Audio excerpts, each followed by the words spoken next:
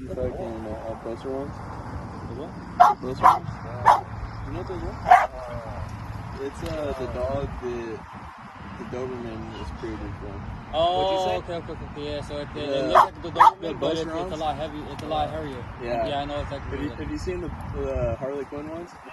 Those are cool looking dogs. Yeah. They're fucking weird, dude. They have 6 toes in the back, too. Yeah.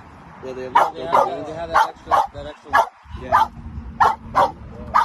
But and they're bigger too, right? Bigger than They kind of look like they look like between a German Shepherd and a Doberman. Yeah. Yeah. They're really Just cool. that it leans a lot more towards the Doberman then. Yeah. I've only ever seen one of those dogs though on Instagram. Yeah, I've never seen one in person. No. They're cool though, definitely cool. Yeah.